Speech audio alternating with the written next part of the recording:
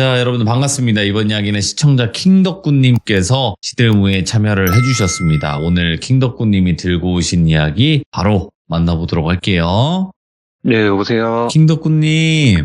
네, 안녕하십니까. 아이고, 반갑습니다. 반갑습니다. 네, 저번에 또 섬뜩한 이야기들을 많이 해주셨어요.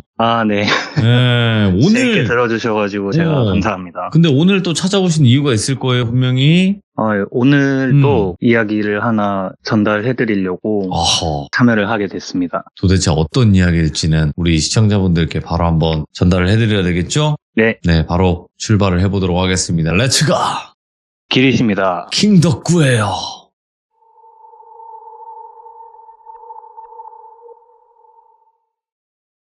오늘 해드릴 이야기는 제가 학창시절에 있었던 이야기를 좀 준비를 했는데요.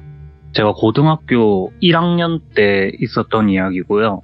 학교 이야기다 보니까 야자를 하다 귀신을 봤다든가 어디 화장실에서 뭐 귀신이 나온다 이런 학교 괴담 같은 이야기는 아니고요. 같은 반 친구한테서 일어났던 이야기인데 제가 다녔던 고등학교 같은 경우에는 남고였고요. 그리고 저희 학교에는 운동부가 하나 있었어요. 정말 그 엘리트 선수들 키우는 그런 운동부가 하나 있었는데 종목은 제가 그냥 말씀 안 드릴게요. 보통 학교에서 운동부 학생들 보면은 저희가 막 영화나 드라마나 이런 데서 보면은 애들 운동하고 이러니까 덩치도 크고 힘도 세고 이러니까 과격하고 야 여기 통이 누구야 이러면서 막 쌈박질하고 다니고 그럴 것 같은데 전혀 그렇지 않고 다 순박하고 착한 친구들이 많거든요. 대부분 화만 다 안 그런데. 나면. 네, 그쵸. 건들지만 않으면. 건들면 안 돼. 운동하는 누구보다 친구들. 든든하고 착한 친구들인데 네네네. 근데 저희 반에 있었던 친구는 조금 달랐어요. 그 친구가 덩치도 크고 힘도 세고 이러다 보니까 반 친구들을 좀 괴롭히는 그런 친구였거든요. 제가 그 친구를 그냥 석대라고 얘기할게요. 그 엄석대하고 정말 똑같은 그런 캐릭터거든요. 엄석대네. 그래서 그 석대라는 친구는 초등학교, 중학교 때부터 계속 정말 엘리트 코스만 밟아오고 대회 같은 데서도 우승 막 많이 하고 이렇게 정말 촉망받는 그런 유망주였거든요. 근데 그 친구가 대외적으로 이렇게 보여지는 이미지는 그렇게 정말 잘 나가는 유망주인데 네. 행실이 그렇지가 않았던 거죠. 힘세고 이러니까 반 친구들 괴롭히고 아이고. 중학교 때부터 동네에서 유명했거든요. 돈 뺏고 다니고 뭐 이런 걸로 되게 유명했는데 저랑 같은 학교 같은 반이 된 거예요. 근데 그 친구가 유독 저희 반에서 좀 많이 심하게 지독하게 괴롭혔던 친구가 있는데 그 친구를 제가 그냥 똘비라고 할게요. 똘비를 정말 지독하게 많이 괴롭혔는데 뭐 돈 뺏고 뭐 빵 사와라 이런 거는 정말 당연하고 교복에 침을 뱉는다든지 머리에 뭐 껌을 붙인다든지 이런 것부터 해서 그리고 언어적인 그런 폭언이 진짜 심했어요. 어느 정도였냐면은 진짜 제가 아직도 기억이 날 정도로 아직도 저도 살면서 그런 말을 들어본 적이 없을 정도로 정말 모욕적인 그런 말들을 많이 했거든요. 예를 들어서 똘비라는 친구가 할머니하고 둘이 사는 친구였어요. 아버지는 뭐 계신지 안 계신지 모르겠는데 어머니는 타지에서 일하시느라 할머니하고 둘이 사는 그런 친구였는데 그 똘비한테 가가지고 야, 네 할머니 돌아가시면은 집에서 야동 같은 거 막 편하게 볼 수 있겠다. 완전 개꿀이네. 뭐 이런 식으로 놀린다든지. 야, 내가 어제 뭐 길에서 폐지 줍는 할머니한테 가가지고 10,000원짜리 한 장 주면서 담배 좀 사다 달라 캐니까 처음엔 뭐 안 사준다 하더니만은 잔돈 다 가져가라 하니까 헐레벌떡 가가지고 사오더라. 니하고 좀 닮은 것 같은데 그거 너희 집 할 맛이지? 막 이런 식으로 놀렸거든요. 진짜 심하게 폭언을 많이 했어요, 그 친구가. 패드립이네, 이거. 네, 진짜 패드립이죠. 정말 매일같이 그렇게 괴롭히다가 하루는 똘비가 폭발을 한 거예요. 맨날 그러니까. 그때도 그 똘비 어머니가 타지에 가가지고 일을 하시니까 그 친구한테 가가지고 야, 막 너네 엄마 창원에 가가지고 일한다면서 창원에 가면은 빌딩이 하나가 통째로 그냥 유흥업소라던데 거기서 일하냐고. 아, 나중에 성인 되면 한번 가봐야겠다. 막 이런 식으로 또 놀린 거예요. 그러니까 똘비가 완전 폭발을 한 거예요. 야, 네가 뭔데 우리 가족 막 그런 식으로 이야기하냐고. 내가 왜 니한테 그런 소리를 들어야 되냐고 막 이렇게 화를 낸 거예요. 보통 그러면 야, 뭐 장난친 건데 뭐 이런 식으로 한다든지 할 법도 한데 그 자리에서 똘비의 뺨을 막 때리는 거예요. 그래가지고 다른 친구들이 막 깜짝 놀라가지고 달려붙어가지고 뜯어 말리고 막 이랬거든요.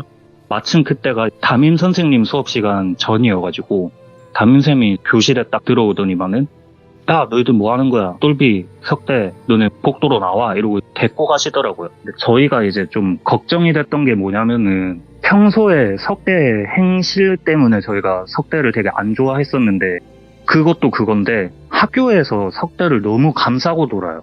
오냐 오냐 하는 수준이 아니라 진짜 어화둥둥 키웠거든요.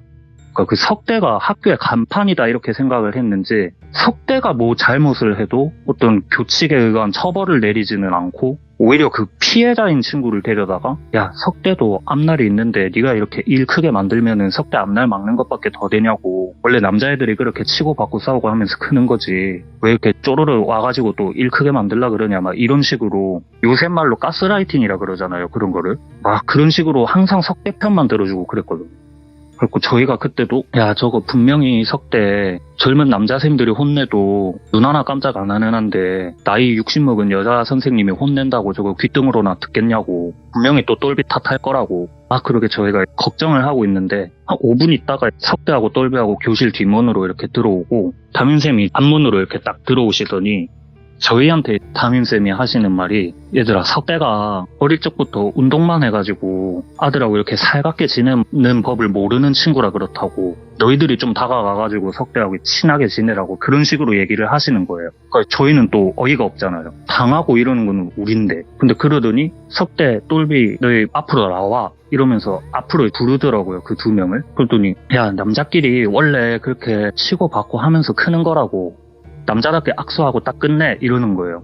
그러니까 석대는 막 그렇지 하는 표정으로 씩 웃으면서 악수를 하는데 똘비는 진짜 완전 얼굴이 막 울그락불그락 해져가지고 막 진짜 화가 엄청난 그런 표정인 거예요. 똘비는. 그래서 둘이 막 억지로 악수를 하는데 제가 그때 똘비 얼굴을 뚫어져라 보면서 이렇게 학교에서 한 명도 보호를 해주는 사람이 없는 거 이렇게 생각하고 있었거든요.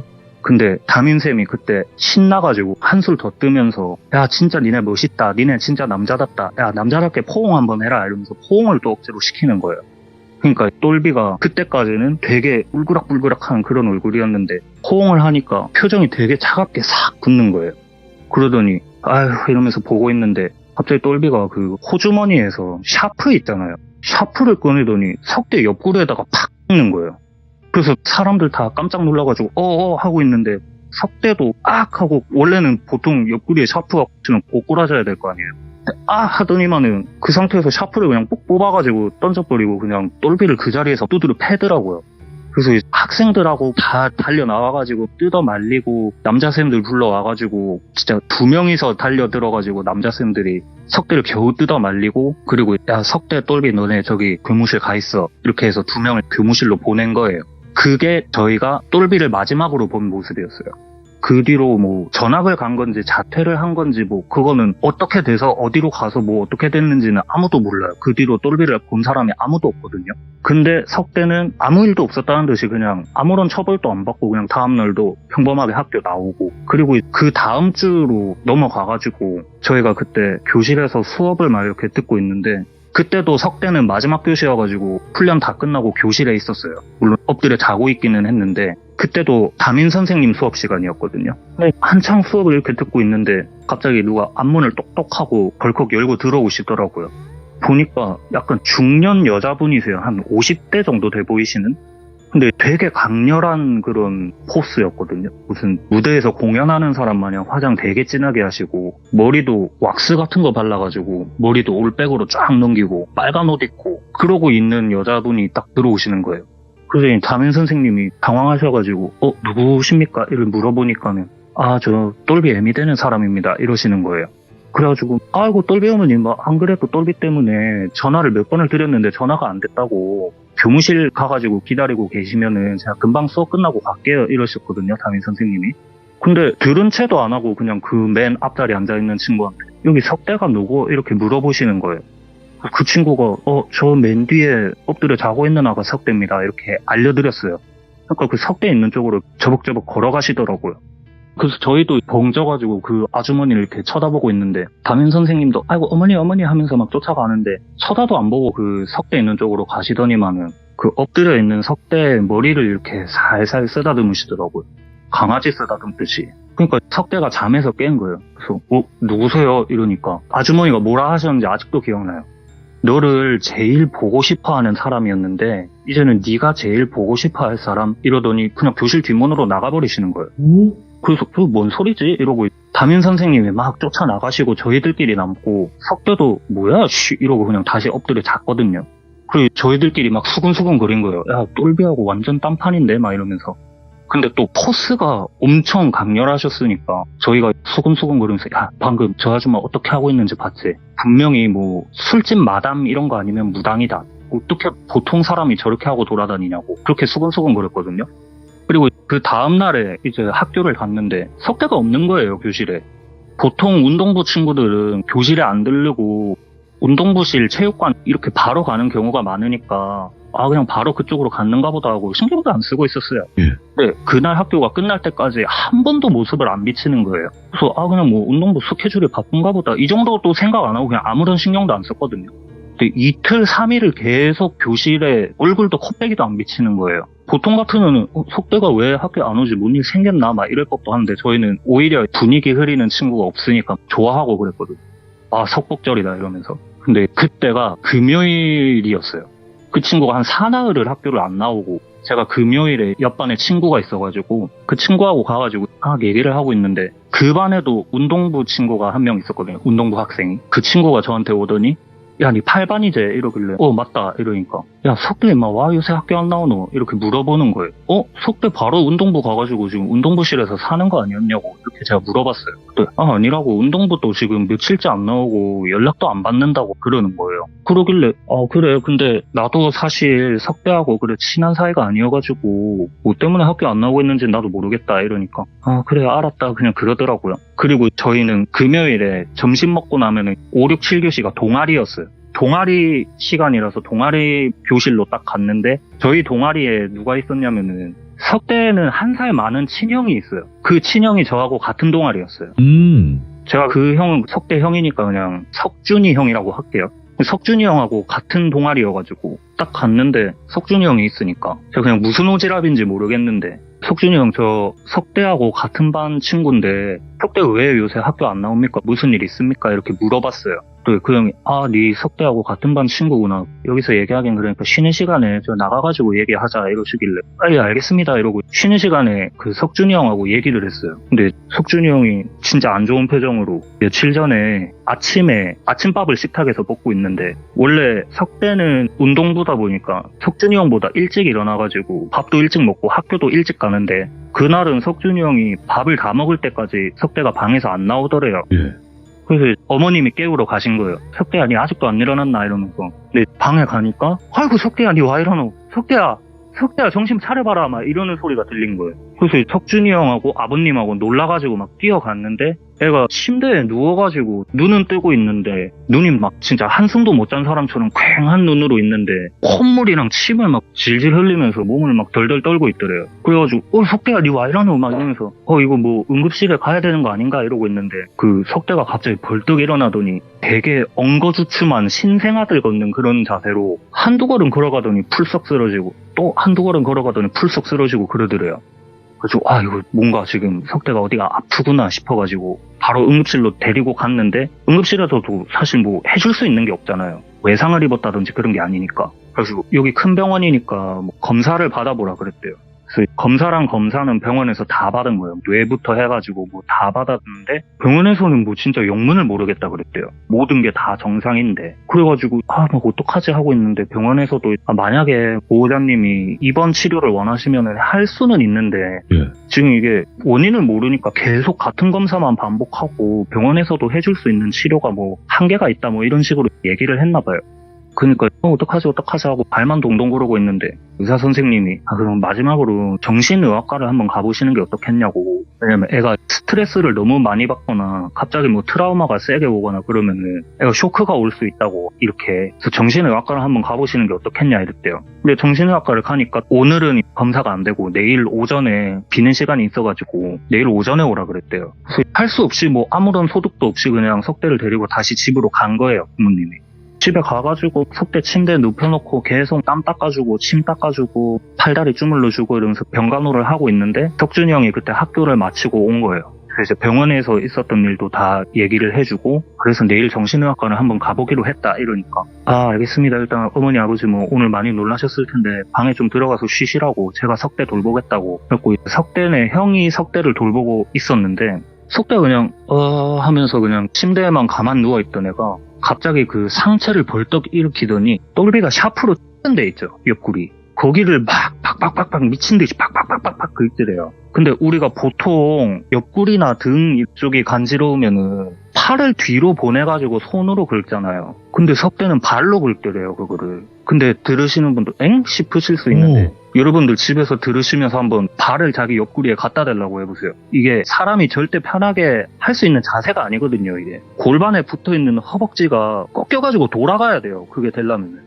근데 그 되게 기괴한 자세로 발로 옆구리를 막 팍팍팍팍 긁더라는 거예요. 보통 개들이 자기 몸 간지러울 때 그래 긁잖아요. 근데 그게 너무 기괴하고 무서우니까 야 석대야 니 와 이러는데 이러면서 막 말리는데 석준이 형이 석대한테 힘이 안 되니까 말리지를 못하고 그 다리 틈으로 몸을 억지로 비집고 들어가가지고 억지로 눌러가지고 못하게 막았대요. 그리고 그 티셔츠를 이렇게 걷어올려 보니까 그 옆구리 있는 데가 처음엔 멍인 줄 알았대요. 근데 시꺼멓게 돼가지고 멍처럼 초록빛으로 이렇게 돼 있는데 자세히 보니까 무슨 고기가 상한 것 마냥 골마 있더래요, 거기가.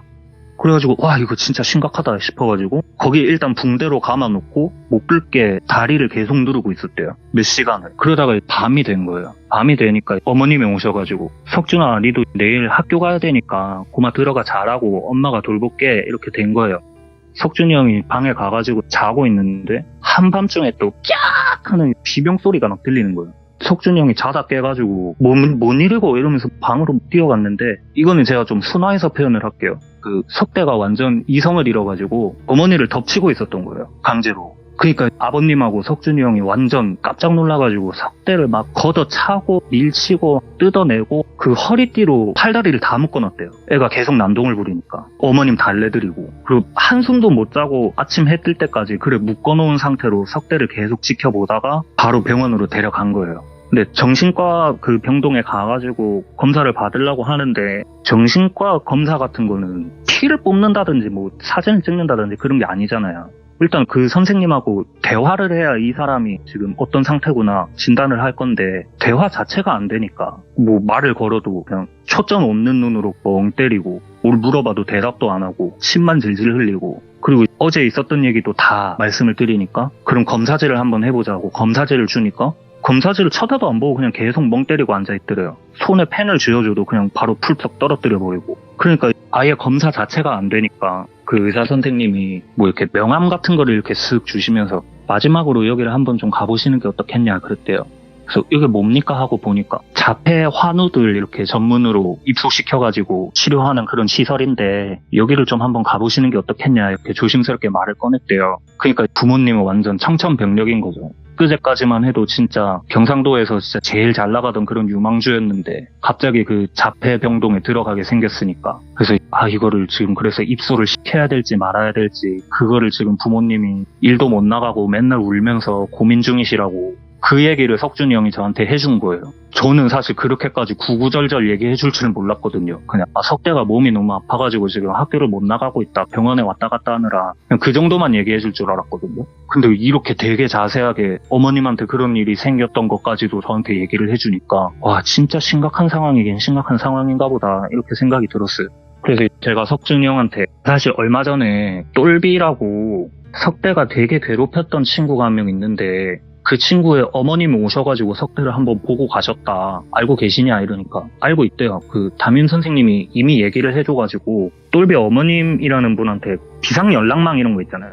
그래서 막 전화도 진짜 몇 날 며칠을 전화를 계속 걸었는데 전화도 안 받고 그 집 주소도 어떻게 담임쌤한테 받아가지고 집 주소도 찾아갔는데 이미 이사를 갔는지 집도 빈집이었대요. 그냥 똘비 집도. 그래가지고 지금 그 똘비 어머님이 뭔진 모르겠지만 일단 똘비 어머님을 너무 만나보고 싶은데 똘비 어머님하고 연락이 안 닿아가지고 우리 부모님도 지금 미칠라 그런다고 그런 상황이라고 그냥 얘기를 하시길래 일단 알겠습니다. 석대 뭐 빨리 나왔으면 좋겠네요. 그러고 말았어요. 그리고 시간이 좀 지나가지고 거의 여름방학 끝났을 때쯤일 거예요. 지금까지 해드린 얘기는 1학기에 있었던 일인데 시간이 계속 지나고 여름방학 지나고 2학기 시작될 때 제가 학교에 딱 나갔는데 석대가 교실에 있는 거예요. 근데 저는 석대하고 그래 친한 사이는 아니기는 한데 앞에 얘기들을 다 들었으니까 뭔가 저도 모르게 가가지고 석대야 니 오랜만에 나왔네. 니 뭐 어디 아프다는 데는 그거는 이제 걔안나 이렇게 물어봤어요. 근데 석대가 그때 자세히 보니까 애가 진짜 키도 그때 당시에 막 키 190 그러고 몸무게도 100kg 가까이 나가던 그런 정말 건장한 친구였는데 애가 반쪽이 되다 못해 진짜 홀쭉해져서 왔더라고요.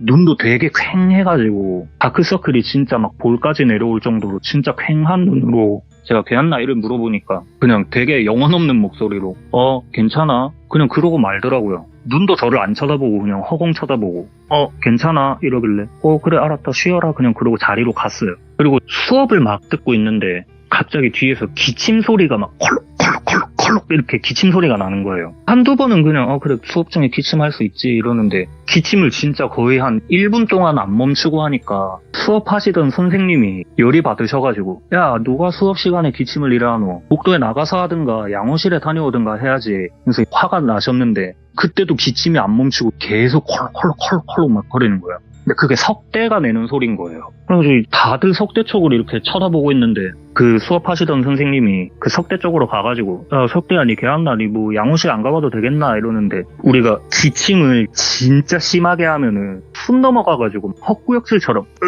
막 이렇게 나오잖아요. 그렇게 막 하더니 하고 토를 하는데 보통 우리가 지저분한 얘기지만 토를 하면 색깔이 어떻습니까? 우리가 먹은 음식물 색깔이 나오잖아요. 근데 먹물처럼 새까만 토를 하는 거예요.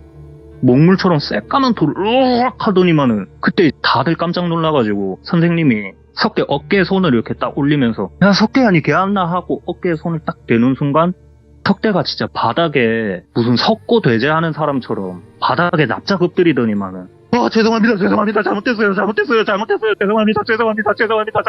막 이러고 석대가 그러더니 그 토가 있는데 옷이 범벅이 되든지 말든지 간에 계속 그렇게 납작 엎드려가지고 죄송합니다 계속 그러는 거예요. 이제 선생님도 너무 놀라니까 야 석대야 일어나봐 이러면서 팔을 딱 잡았는데 석대가 그 팔을 팍 뿌리치면서 싫어요 계속 그러는 거예요 석대가.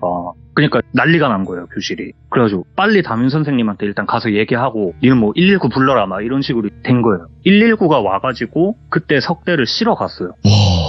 그리고 그게 저희가 석대를 또 마지막으로 본 모습이에요. 그 뒤로 석대가 또 학교를 안 나왔거든요. 근데 저희가 또 담임쌤한테 쌤 석대는 뭐 어떻게 된 겁니까? 이렇게 물어볼 수도 없고 쌤도 얘기를 안 해주시고 그러니까 저희가 그냥 뭐 아픈가 입원했나? 그냥 그 정도로만 생각을 하고 있었거든요. 근데 그 주에 또 동아리가 있으니까 제 동아리실에 딱 갔는데 석준이 형이 없는 거예요. 근데 동아리실에 가면은 동아리 선생님이 또 출석을 부르잖아요. 예를 들어서 뭐 귀족이 네, 덕구 네, 석준이 석준이 뭐 어디 갔노 막 이러는데 그 석준이 형하고 같은 학년인 친구분이 약간 눈치 주듯이 쌤 석준이는 그 아시죠? 막 이러니까 그래 전달받았다 그냥 그러시더라고요. 그래서 이게 저희가 나중에 생각하기로는 어쩌면 석대가 그 병 때문인지 뭐 스스로 어떤 선택을 했든지 세상을 좀 떠난 게 아닌가. 그래서 석준이 형도 그 상 치르느라고 학교를 안 나온 게 아닌가.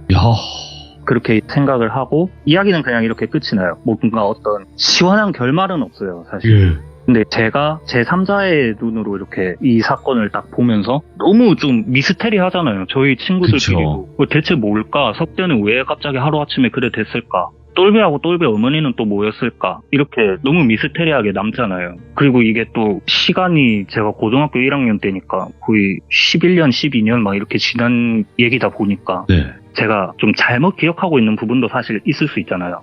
그래서 좀 교차 검증이 필요하겠다 싶어가지고 친구들하고 전화 통화를 했어요. 그래서 야 나는 이래 기억하는데 니는 어떻게 기억하냐 이렇게 물어보니까 조금씩은 다른 부분이 있는데 마지막에 교실에서 먹물 같은 토를 하고 잘못했습니다 하면서 기어다녔다 했잖아요. 그것만큼은 모두가 다 똑같이 기억하고 있더라고요. 그래서 일단 이야기는 이렇게 끝이 났는데 똘비님이나 우리 귀족 여러분들은 저보다 이런 이야기들을 많이 접하고 어쩌면 이런 이야기 속에 사는 분들이 되게 많으시니까 여쭤보고 싶은 게 많아가지고 우리가 보통 빙의라는 그런 걸 많이 얘기하잖아요. 우리 시들모에도 그런 빙의에 대한 얘기도 많이 나왔고 그래서 혹시 이런 것도 좀 빙의의 한 종류가 맞나 이런 걸 여쭤보고 싶어서 오늘 이야기를 제가 좀 준비했습니다. 저는 일단 듣기에 머리를 쓰다듬었다 그랬잖아요. 그 영호님이. 네네. 머리카락 채취하는 거죠. 왜냐면 양밥을 하기 위해서 그 사람의 매개체가 있어야 되는데 그 머리카락이 제일 편하잖아요. 얻기가. 와, 근데 섬뜩하다, 진짜. 그래서 사실 그분이 무당이셨든 아니면은 무당을 찾아가서 그쵸. 석대한테 그런 거를 뭐 살을 보냈다고 하나요? 네. 아무튼 그런 거를 할 때 보통 저도 이런 이야기들 들으면은 머리카락을 넣었다든지 손톱을 넣었다든지 뭐 해가지고 이렇게 하잖아요. 맞죠. 근데 제가 알기로는 그런 게 전혀 없었는데 그냥 찾아와서 얼굴 한번 보고 이러고 가셨는데 그게 되나? 이런 생각이 드는 그게 너무 궁금했어요. 그리고 한 가지 조금 더 생각이 드는 거는 이게 내 자식이 그렇게 당하잖아요. 그러면 네. 부모는 피가 거꾸로 솟아요. 아, 그쵸. 눈이 돈단 말이에요. 그래서 어쨌든 그 사람이 만약에 무당이었어도 내가 잘못될 걸 각오하고 내가 제안하면 어떻게 한다. 이렇게 마음 먹을 수도 있긴 한 거예요. 그렇죠, 그렇죠. 그리고 법적으로 걸릴 일이 없잖아요, 이게. 저주라는 게. 증빙이 되는 게 아니니까. 네, 확인이 안 되고 미신으로 치부하기 때문에 법적으로는 아무런 문제가 없는 거예요. 그렇죠. 그래도 심증으로는 아마 양밥을 해서 그렇게 만들지 않았을까, 인생을 아예 박살내는 걸로 가지 않았을까 이렇게 생각이 듭니다. 안 그러면 그때 당시 그렇게 오셔서 그렇게 할 필요가 없었겠죠. 그렇죠. 사실은 저희도 그래서 그때 내 자식이 진짜 저런 일을 당했는데 나였으면 진짜 눈 뒤집어졌을 것 같은데 어떻게 그냥 저렇게 얼굴만 쓱 보고 가지? 이 생각을 저희도 했거든요. 네네네. 근데 뭐 똘비 어머님이 그렇게 하신 건지는 모르겠지만 어쨌든 눈앞에서 정말 그렇게 누구보다 건강하고 힘세던 친구가 한순간에 그렇게 망가지는 거를 보니까 너무 또 무섭고 미스테리하고 그러더라고요. 맞네요. 그리고 덕구님께서 이 양쪽 입장을 다 알게 된 사람이니까 이 얘기가 가능한 거예요, 지금. 그쵸. 안 그랬으면 한쪽의 입장만 이야기가 나왔었겠죠. 그쵸. 네, 어떻게 된지도 모르고 석대가 어떻게 됐었는지. 그리고 아까 그 어머니의 대사가 아직도 잊혀지지가 않네. 저도 누구세요 하니까 덕구님이 딱 아까 말씀하셨잖아요. 네, 너를 제일 보고 싶어하는 사람이었는데 맞아. 이제 네가 제일 보고 싶어할 사람이다. 딱 그 얘기가 이제 그 석대의 부모님이 또 그렇게 애타게 똘비 어머님을 찾으셨으니까 정말 그렇게 말하는 대로 됐지 않나. 진짜 덕구님의 이야기를 오늘 너무 이건 숨 죽이는 걸 떠나서 숨 못 쉬었어요. 저 지금 숨 좀 쉴게요. 그냥 비염이어서 숨도 못 쉬는데 머리가 찡합니다 진짜 지금. 아무튼 오늘 덕구님 이야기 진짜 너무 잘해주셨고 연기가 진짜 뭔가를 보신 듯한 느낌이에요. 아까 보니까. 약간 최대한 좀 그때 상황을 생각하면서 말씀을 드리니까 네네. 오버를 좀 하게 됐습니다. 네, 진짜 날씨가 추워서 방 온도 올려주는 거 플러스 제가 오늘 치킨 넣어드리도록 하겠습니다. 그 귀한 걸. 근데 생닭이라서 뭐 어떻게 알아서 드시긴 해야 돼요.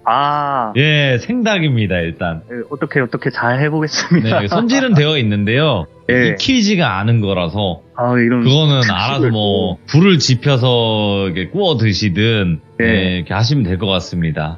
수감될 맛 나네요. 덕구님 다음번에 치킨 맛있게 드시고 찾아오시길 바라겠습니다. 네, 감사합니다 여러분들. 새해 복 많이 받으시고 건강하세요. 새해 복 많이 받으세요. 네, 감사합니다. 자, 이번 이야기는 시청자 킹덕구님께서 찾아와 주셨습니다. 덕구님의 이야기 항상 너무 섬뜩하죠. 그래서 오늘 덕구님의 이야기는 어떤 이야기일지 같이 한번 들어보도록 할게요. 네, 여보세요. 덕구님. 예, 안녕하십니까. 네, 어김없이 또 찾아왔습니다.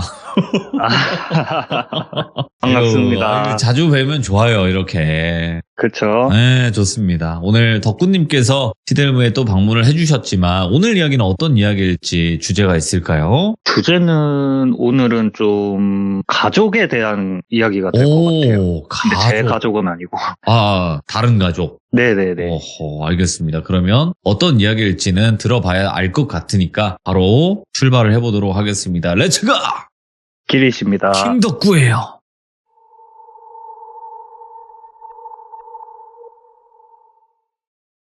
오늘 이야기의 주인공을 그냥 똘비라고 제가 이야기를 하고요. 똘비는 저하고 중학교, 고등학교 같이 나온 그런 친구고 아직까지도 연락하고 얼굴 보고 지내는 그런 가까운 친구인데 이 똘비라는 친구의 집안에 대해서 좀 이야기를 드리면은 뭐라고 표현해야 될지 모르겠는데 본인들 말로는 되게 유서 깊은 집안이다 이렇게 말을 하시는데 되게 유교 사상 이런 게 강하다고 표현을 해야 되나? 그런 집이거든요. 남아선호 사상 이런 것도 좀 심하고 제사 같은 것도 진짜 1년에 막 몇 번씩 지내고 거의 2달, 3달 이렇게 한 번씩 지내는 것 같거든요. 그래서 되게 그런 집안이고 똘비라는 친구는 부모님하고 여동생하고 이렇게 4인 식구고 장남이고요. 이 똘비라는 친구의 아버님도 장손이세요, 그냥. 그러다 보니까 똘비도 자연스럽게 그 집의 장손인 건데 이 집안이 제가 제사를 굉장히 많이 지낸다고 말씀을 드렸잖아요.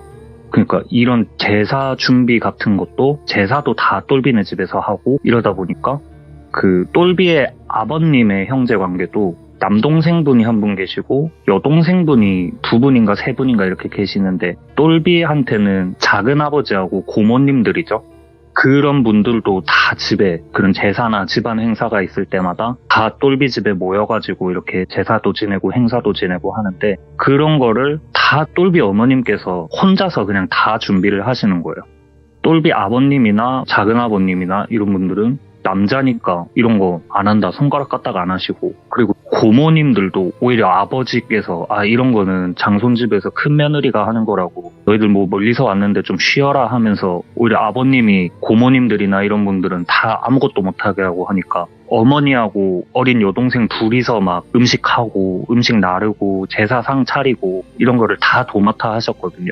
그러니까 이 똘비는 어릴 적부터 집에서 제사 지내고 이런 게 되게 스트레스였던 거예요. 그러다 보니까 되게 어렸을 때부터 이런 집안의 풍습이나 이런 거를 되게 마음에 안 들어하고 또 그런 걸로 스트레스를 되게 많이 받아 했으니까 나는 진짜 이 지긋지긋한 집구석 진짜 너무 지긋지긋해가지고 나는 나중에 무조건 상경해가지고 서울 갈 거라고 성공할 거라고 이런 말도 되게 많이 했었거든요, 똘비가. 그러다가 시간이 흘러가지고 저희가 수능을 딱 보고 나서 이 똘비가 수능을 되게 잘 본 거예요. 원래도 공부를 정말 열심히 하는 친구였는데 우리가 서성한이라고 하는 그 정도 레벨 대학에 갈 정도로 수능을 굉장히 잘 본 거예요.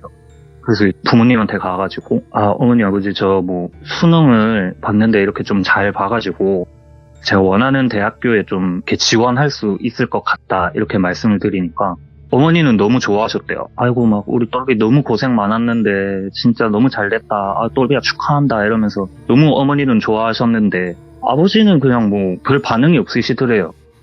그냥 그러고. 그러니까 원래 뭐 경상도 아저씨들 뭐 똑똑하니까 그냥 그런갑다 하고 별 생각 안 하고 있었는데 그러고 얼마 안 있다가 또 제사를 지낼 때가 된 거예요, 집에서. 그러니까 친척분들도 다 모이셔가지고 집안이 또 시끌벅적해졌는데 그때도 어머니 혼자서 그런 제사 음식이나 이런 것들을 다 준비를 하시니까 또 여동생도 그 나이 차이가 좀 나는 여동생이라 나이도 어린데 엄마 돕는다고 접시 나르고 이러고 있으니까 똘비도 마음이 불편하잖아요.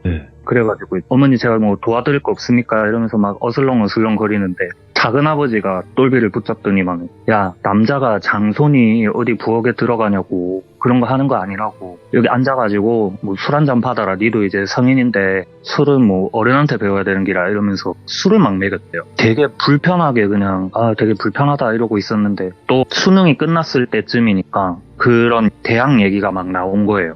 뭐 똘비 니 이번에 수능 본 거는 뭐 어떻게 됐노 이런 얘기가 나와서 똘비가 저 이번에 너무 다행히도 성적이 좀 나와가지고 서울에 어디 대학교 쓸 수 있을 것 같다 이런 말씀을 드리니까 보통은 그러면 아이고 뭐 똘비 너무 잘됐다 축하한다 뭐 우리 집에 뭐 인물 나왔네 뭐 이런 반응이 나와야 되잖아요. 근데 분위기가 되게 싸하더래요.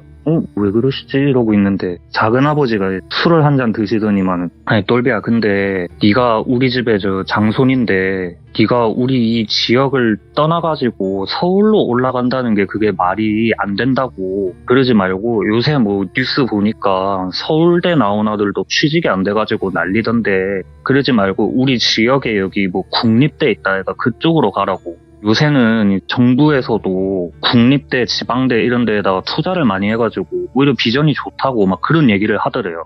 그러니까 똘비 입장에서는 사실 좀 어이가 없잖아요. 자기가 지금 성균관대, 서강대 막 골라가게 생겼는데 지방대를 가라 그러니까 그냥 예 그냥 고민 좀 해볼게요 막 이러는데 옆에서 아버지가 약간 쐐기 박듯이 야 네가 나중에 아버지 죽고 나면은 이 집 물려받아가지고 네가 제사 지내고 뭐 하고 다 해야 되는데 뭐 서울 같은 소리 하고 있냐고 내일 저 작은아버지가 말한 대학교에 원서 넣으라고 그렇게 말씀을 하셨대요, 아버지가. 그러니까 그때 똘비가 되게 기분이 나빠진 거예요. 아, 이 사람들은 자식의 어떤 성공이나 이런 것보다 진짜 자기네 집안 전통, 제사 이런 것밖에 관심이 없구나, 이런 생각이 들어가지고 기분이 되게 안 좋은 상태로 그날 자리를 파하고 잠자리에 들었어요. 근데 자고 있는데 누가 방에 들어와가지고 똘비야 자나 이러고 깨우더래요.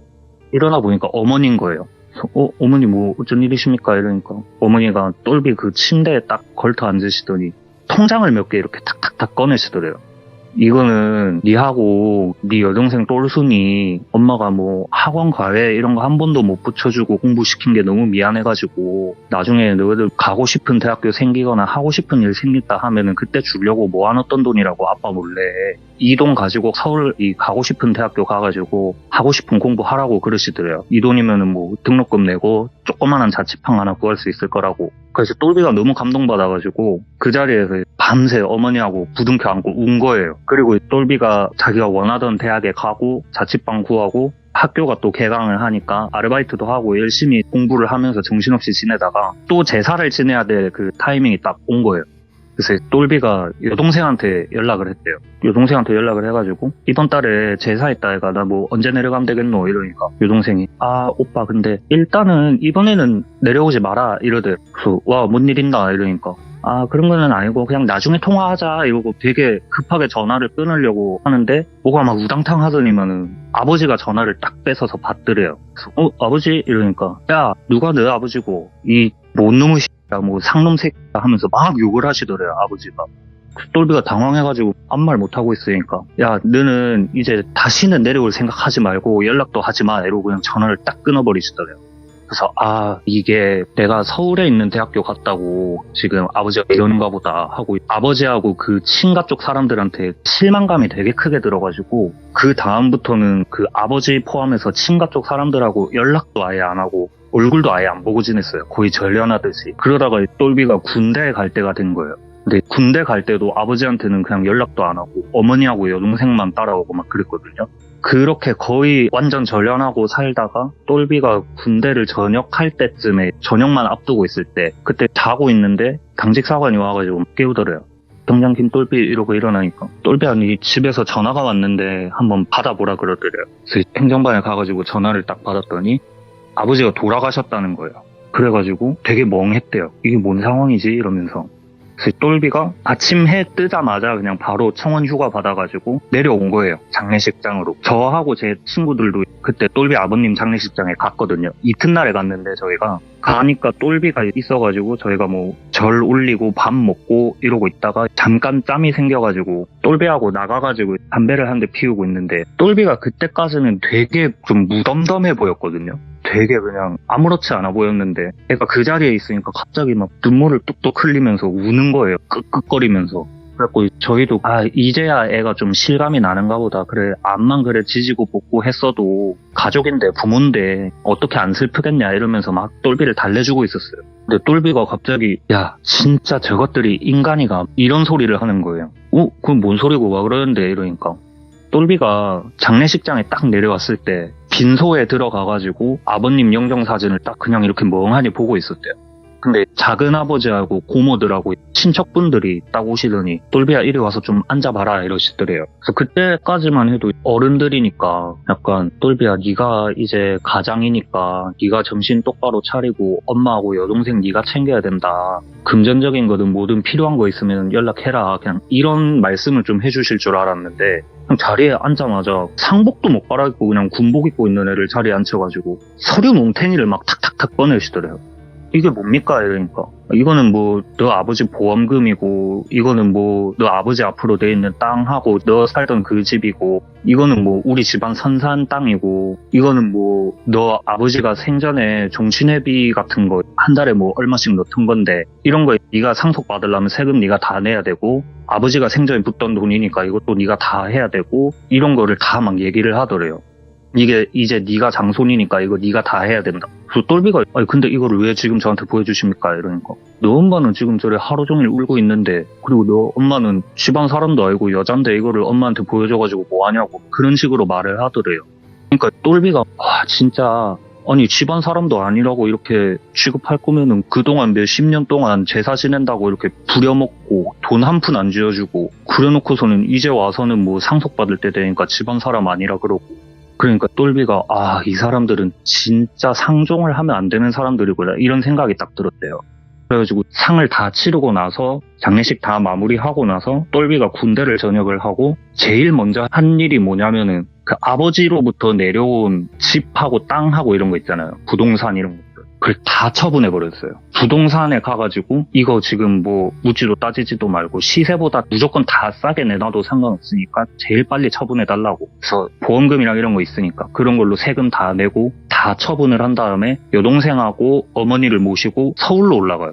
서울로 가가지고 그냥 방 2개 있는 조그마한 빌라를 하나 얻어가지고 우리 세 식구 이제 여기에서 새 출발 새 시작하자 이렇게 된 거예요. 사실 이렇게 뭐 세 식구가 행복하게 살았습니다 하면 좋겠지만 현실이 안 그렇잖아요.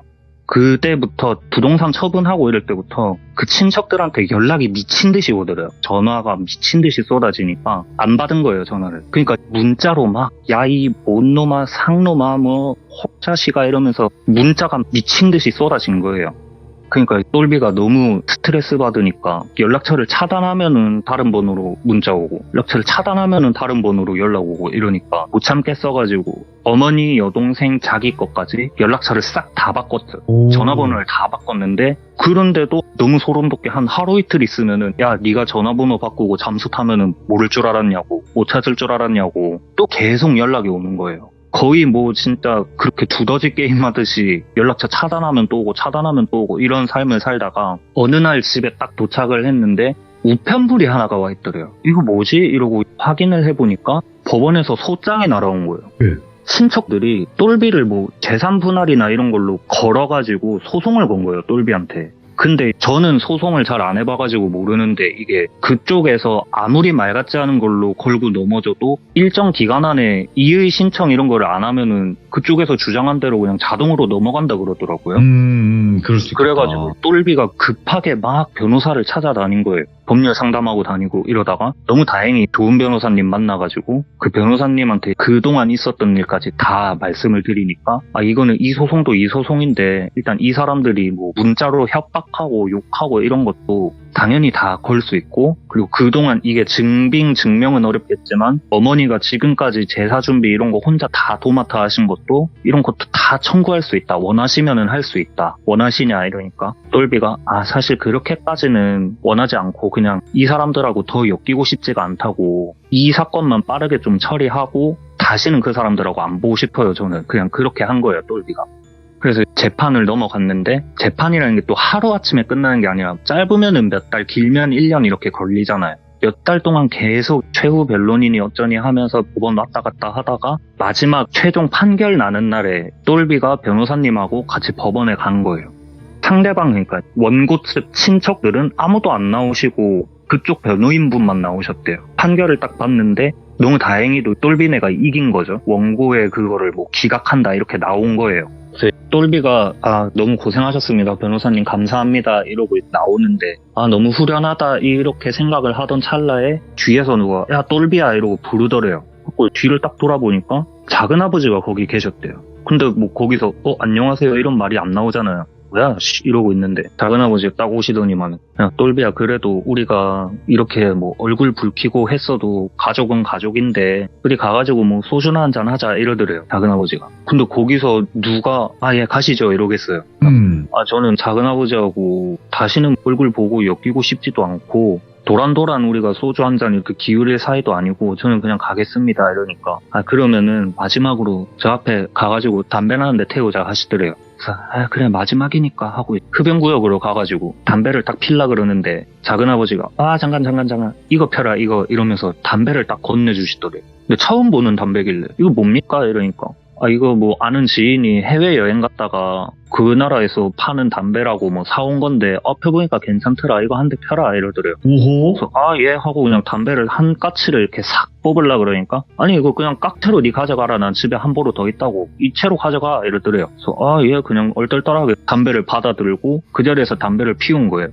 근데 보통 담배를 필 때 그래도 말이라도 하는데 담배를 다 필 때까지 서로 아무 말도 안 했대요. 그냥 되게 어색하게. 그래서 담배 다 피고 나서 담배불 탁탁 끄고 꽁초 버리고 뭐 더 하실 말씀 없으시면 저는 그냥 들어가겠습니다 하니까 작은아버지 그래 들어가라 하시더래요. 그래가지고 뭐야 이거 되게 어이없네 그냥 이러고 가는데 저 멀리 갈 때까지 작은아버지는 그냥 그 자리에 계속 서 계시더래요. 똘비가 가나 안 가나 보는 것처럼.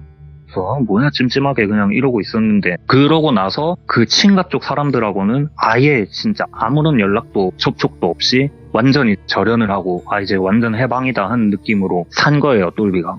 그러다가 똘비도 자기 일과가 있으니까 집에 딱 들어가는데 그 여동생 똘순이가 집에 안 들어가고 집 앞에 벤치에 이렇게 앉아있더래요. 저녁 늦은 시간인데.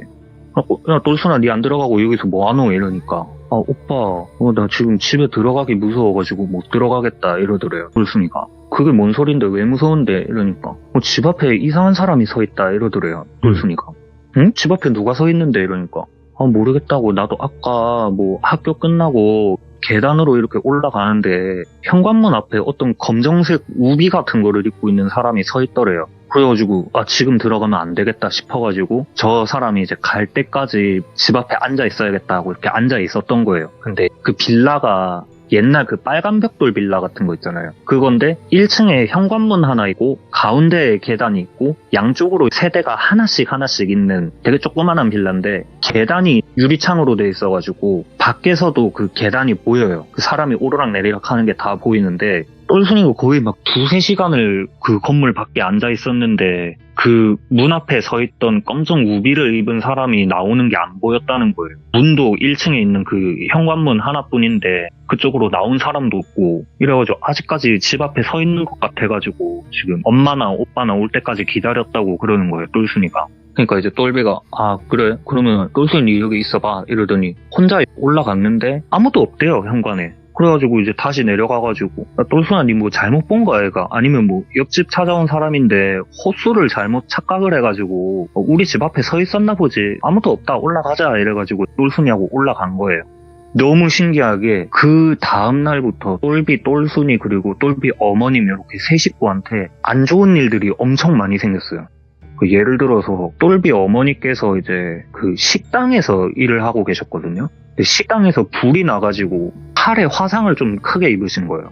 그리고 이제 똘순이도 뭐 학교에서 주변에 아무도 없었는데 그냥 혼자 계단 이렇게 내려가고 있었는데 누가 뒤에서 이렇게 미는 것처럼 계단에서 굴러가지고 다리에 깁스를 하고 그 똘비도 그때쯤에 이제 중고차를 하나 새로 샀는데 운전을 이렇게 해서 가다가 갑자기 핸들이 덜컹덜컹 하더니 안 움직이더래요. 뭐 락 걸린 것처럼. 그 핸들이 뭐 이거 왜 이러지 하면서 이제 핸들이 안 움직이는 상태로 한 1분 정도를 간 거예요. 운전할 때 1분이면은 진짜 먼 거리잖아요 그게. 자칫하면은 진짜 이거 큰 사고 나겠다 싶어가지고 일단 차를 세우고 견인을 해가지고 카센터에 가가지고 이거 핸들이 뭐가 좀 이상한 것 같다고 핸들이 지금 아예 안 움직인다고 이러니까 그 정비사분이 운전석에 딱 앉더니 핸들을 만졌는데 핸들이 너무 멀쩡하게 잘 돌아가는 거예요. 그래서 손님 이거 뭐 핸들 문제 없는데요 잘 돌아가는데요 이러니까 그럴 리가 없다고 지금 내가 이게 핸들이 안 움직여가지고 사고 날 것 같아가지고 견인해서 온 거라고 좀 꼼꼼히 좀 봐달라고 해가지고 거의 뭐 핸들을 뜯어내다시피 분해하고 조립하고 막 그 난리를 쳐가면서 봤는데 전혀 아무런 문제가 없었다는 거예요 그 자동차에. 그래가지고 이게 진짜 뭔 일이지 이러고 있었는데 계속 그런 다양한 일들이 계속 반복해서 생겼거든요 그 세 식구한테. 그러니까 어느 날은 어머님이 같이 일하시던 친구분하고 막 이런저런 이야기를 하다가 요새 이런 일이 자꾸 생겨가지고 그냥 농담 삼아서 뭐 굿이라도 한번 해야 되나 싶다 이렇게 말씀을 하니까 그 친구분이 그러면은 언니 내가 일전에 소개받은 무당이 하나 있는데 되게 용하다고 한번 같이 가볼래? 이렇게 말씀을 하시더래요. 예. 근데 똘비 어머님은 좀 안 내키는데 싶기는 한데 그래도 재미삼아 한번 가보자 해가지고 그 친구분하고 간 거예요. 그래서 그 무당분을 만나뵈러 당집에 갔는데 남자 무당분이셨대요. 남자 무당분이신데 이분이 오시는 그 신이 여자 신이신지 화장을 막 하고 여자 한복 입고 그러고 계시더래요. 말투도 언니 막 이런 식으로 하시고 맞아요. 그런 사람이 있어. 그래가지고 딱 가니까 딱 그 무당분이 똘비 어머님을 딱 보자마자 하시는 말씀이 아이고 막 언니 평생 그렇게 남의 집 밥만 해주고 있으니까 언니 몸에서 그렇게 맛있는 냄새가 나니까 이래 잡것들이 배고픈 것들이 달라붙지 막 이렇게 말씀을 하시더래요. 그게 무슨 말씀이시냐고 하니까 언니 지금 제사밥만 몇십 년 차렸냐고 그거 다 그 집 조상들만 먹었을 것 같냐고 온 동네 잡기들 다 들러붙었다고 언니 몸에서 맛있는 냄새가 나가지고 애들이 지금 참지를 못한다고 그렇게 말씀을 하시더래요. 그러니까 똘비 어머님이 깜짝 놀란 거예요. 그러더니 그때가 좀 겨울이어가지고 똘비 어머님이 코트를 입고 가셨는데 언니 그 팔은 뜨거워가지고 어떻게 참았어? 막 이러시더래요. 팔에 화상 있다고 했잖아요. 코트를 입고 있었는데 그 팔에 화상 있는 거를 알고 그렇게 또 말씀을 하신 거예요. 그러니까 너무 신기해가지고 막 이런저런 것도 물어보고 하시다가 그 무당분이 언니 아들내미 하나 있지요 이러시더래요. 아들 하나 딸 하나 있다 이러니까 언니 아들 내가 한번 봤으면 좋겠는데 이러시더래요. 우리 아들한테 왜 그러시냐고 그러니까 언니가 그렇게 힘들었던 게 아들 덕분에 그만했던 건지 아들 때문에 당한 건지 내가 한번 보고 싶어가지고 그런다고 아들을 한번 꼭 보고 싶다 그러더래요. 그래서 똘비 어머니가 똘비한테 이야기를 한 거예요. 한번 같이 가보자고. 똘비는 또 그렇게 막 내키지는 않았는데 어머니가 계속 가자고 하시니까 어머니하고 간 거예요. 그 집에. 딱 문을 열고 들어가자마자 그 남자 무당분이 똘비를 보고 막 박장대소를 하시더래요. 막 무릎 팍팍팍팍 때리면서 아이고 너무 웃기다 아이고 막 이러면서 박장대소를 하시더래요. 눈물까지 훔치면서. 그러니까 이제 똘비가 기분이 나쁘잖아요. 사실 처음 보자마자 그러니까. 왜 그러시냐고 뭐 이유나 알려주고 그러시라고 그러니까 너무 웃기다 그러시더니 싹 정색하시고 야 검정색 우비 입은 남자 봤지 꿈에서 이러시더래요. 그러니까 똘비가 깜짝 놀란 거예요. 어떻게 알았지 이러고. 왜냐면 똘비가 다른 가족들한테 말은 안 했는데 현관문 앞에 있던 검정색 우비를 입은 남자가 나오는 꿈을 꾼 거예요. 똘비가. 그래가지고 맞다고 꿈에서 사실 그런 남자 봤다 이러니까 그래서 어머니가 또 깜짝 놀라시더래요. 일단은 계속 얘기를 하는데 그 무당분이 그래 그 남자가 뭐 하고 있더노 이래 물어보니까 거실 한복판에서 상 앞에 앉아가지고 밥그릇이 막 여러 개 놓여 있었는데 거기 앞에 앉아가지고 담배를 뻑뻑 피우고 있더라. 근데 그 밥그릇들이 음식이 가득 차려진 그런 밥그릇이 아니고 그냥 빈 밥그릇만 진짜 수십 개가 빽빽하게 있는 상에 앉아가지고 그렇게 담배를 피우고 있더라 하니까 옆에서 어머니가 어머 이러시면서 막 놀라시는 거예요.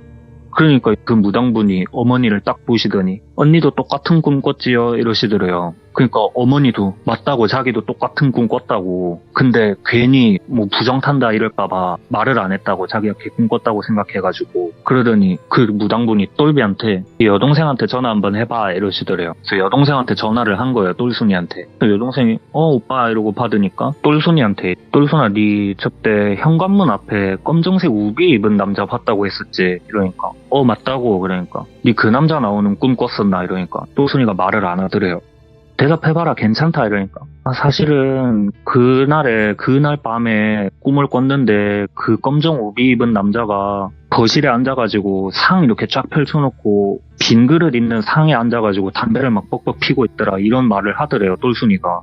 근데 그거를 괜히 오빠나 엄마한테 이야기했다가 또 재수없는 소리 하냐고 막 그럴까봐 말을 안 했다고. 근데 그 뒤로 막 계단에서 굴르고 막 이랬던 일들이 너무 많아가지고 나는 사실 좀 무서웠다고 똘순이가 그렇게 이야기를 하더래요. 그리고 전화를 딱 끊으니까 그 무당분이 되게 참아왔단 듯이 박장대소를 빵 터트리시는 거예요. 그래서 또 왜 그러시냐고 이유 좀 알려달라 그러니까 아이고 너무 웃기다 진짜 너무 웃기다 이러시더니 야 아직도 모르겠나 그거 너 아버지다 이러시는 거예요. 그 무당분이.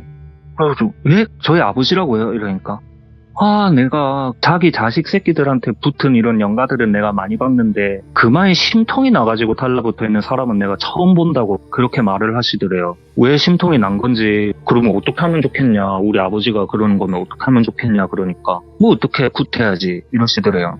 근데 사실 또 그 굿도 비용이 좀 만만치가 않잖아요. 그러니까 어떡하지 이러고 있는데 그 무당분이 똘비 어머님한테 언니 괜찮아 굿도 언니 집에서 할 거고 굿에 사용하는 음식들도 다 언니가 차려야 되고 나는 그냥 거마비 정도만 챙겨주고 우리 아들하고 언니는 나하고 그냥 약속 하나씩만 해 이러시더래요. 그 약속이 뭐냐고 이러니까 그거는 내가 그때 가서 알려줄게 이러시고 날짜를 딱 잡은 거예요. 날짜를 잡아가지고 똘비 집에서 구판을 벌였는데 우리가 보통 구판이라도 생각하면은 되게 시끄럽고 되게 본격적이고 규모 있고 이러잖아요.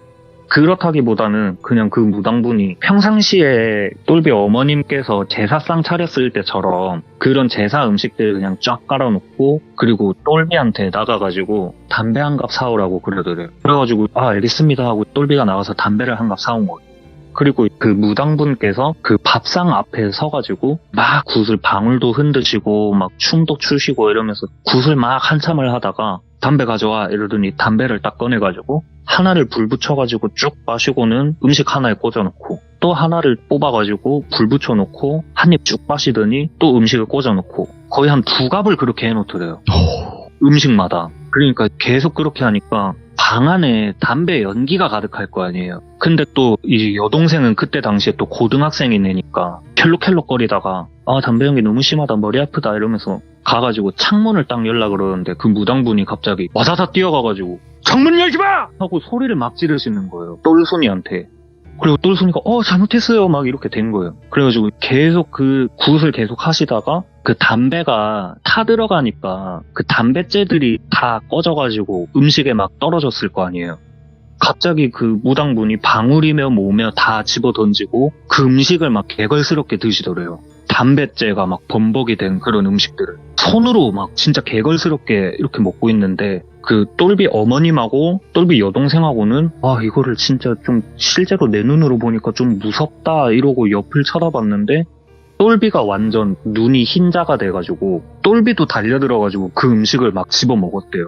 이거는 어머님이 해주신 얘기거든요. 똘비가 달려들어가지고 무당하고 같이 그 음식을 막 허겁지겁 쥐어 먹더니 갑자기 화장실로 달려가가지고 우엑 하고 토를 또 한참을 했대요. 그러고 나서 그 무당분이 딱 일어나시더니 이제 됐어 하시고는 창문 딱 열고 환기 다 시키고 똘비가 완전 제정신이 아니니까 앉혀놓고 그러고 나서 한 1시간 정도 쉬었대요. 1시간 정도 쉬니까 똘비가 정신을 좀 차린 거예요. 그리고 그 무당분께서도 이제 다 끝났다. 너 아버지도 찾아올 일 없을 거고 친가 쪽 사람들하고도 다시는 뭐 없을 거다. 근데 이거는 내가 보니까 너 아버지 네 찾아온 게 아니고 이거는 누가 보냈는데 막 이렇게 말씀을 하시더래요. 그러니까 똘비가 누가 우리 아버지를 나한테 보냈다는 거지 하고 딱 생각을 해보니까 혹시 작은아버지가 그때 나한테 주셨던 그 담배가 뭐가 좀 있었나? 이런 생각이 드는 거예요. 아니면은 그때 작은아버지가 주신 담배를 피우고 꽁초를 버렸잖아요. 혹시 뭐 그 꽁초를 가져가가지고 양밥 같은 거를 했나? 막 이런 생각이 드는 거예요. 그래가지고 일단은 예, 너무 감사합니다 이러고 있는데 약속 하나씩 하자 그랬잖아요. 그 무당분이. 똘비한테는 담배 끊으라 그랬대요. 그래갖고 그거 왜 그러냐 그러니까 너 아버지가 누가 보내가지고 여기까지 찾아왔는데 너를 못 찾으셨다. 근데 네 숨냄새 맡고 네 찾아온 것 같다. 그러니까 담배 끊어라 이런 말씀을 하셨대요. 그리고 어머니한테는 언니는 그냥 교회 다녀 이러시더래요. 그래서 갑자기 교회는 왜 이러니까 언니한테 붙은 것들은 내가 굿이라고 하기에도 남사스러울 정도로 너무 잡것들이라서 언니 몸에서 맛있는 냄새만 빠지면은 그냥 언니는 알아서 그냥 잘 풀릴 거라고. 그냥 언니는 그냥 교회 다녀. 제사 같은 거 앞으로 다시는 지내지 말고 교회만 다녀 언니는 그냥 그러시더래요. 그렇게 하고 모든 일이 다 끝이 나고 그 뒤로 정말 그 세 식구가 하는 일이 다 잘 풀렸어요. 똘순이도 자기가 원하는 대학에 가고 똘비도 원하는 직장에 가고 그 똘비의 어머님도 새로운 직장 얻으셔가지고 아직도 건강하게 잘 지내고 계시고 오늘 이야기는 이렇게 마무리를 한번 해보겠습니다. 와, 아니 도대체 그 담배에다가 정확히 뭔가를 했을까 이건 모르겠네. 저도 그게 제일 궁금해요. 와, 도대체 뭔 방법을 썼을까 거기다가? 그 작은아버지 쪽에서 뭐 무당이나 이런 쪽을 찾아가서 아예 그런 걸 좀 만드신 건지 그런 물건은 그게 좀 궁금하고 아니면은 똘비가 생각했던 것처럼 똘비의 침이 묻은 그 담배꽁초를 가져가셔서 뭘 어떻게 하셨는지 그게 좀 궁금해요.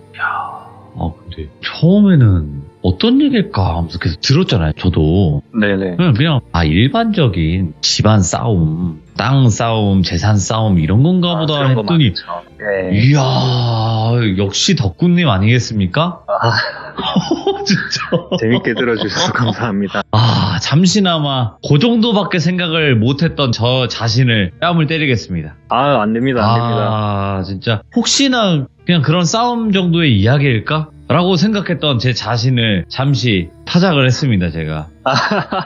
예. 역시 덕구 중에 킹 덕구 아니겠습니까?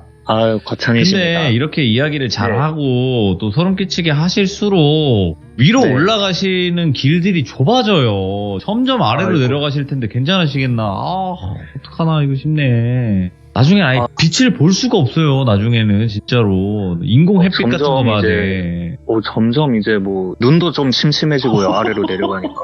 숨도 좀 턱턱 막히는 것 같고. 어떡합니까? 본인이 만드신 결과죠, 뭐. 죄송해요. 어쩔 수 없어요. 그거는 덕구님이 내가 뭐 요번에는 좀 사연 제대로 못 해보려고 하는데 자꾸 이렇게 잘 되냐 싶은 그런 생각이 드실 텐데 어쩔 수 없습니다, 덕구님. 제가 또 스스로 불러온 그런 일 아니겠습니까? 다 스스로 결정하는 거지 누가 이렇게 떠밀거나 그런 거 없어요. 예, 아무튼 오늘 가족에 관련된 이야기 너무너무 잘 들었습니다. 감사합니다. 감사합니다. 네.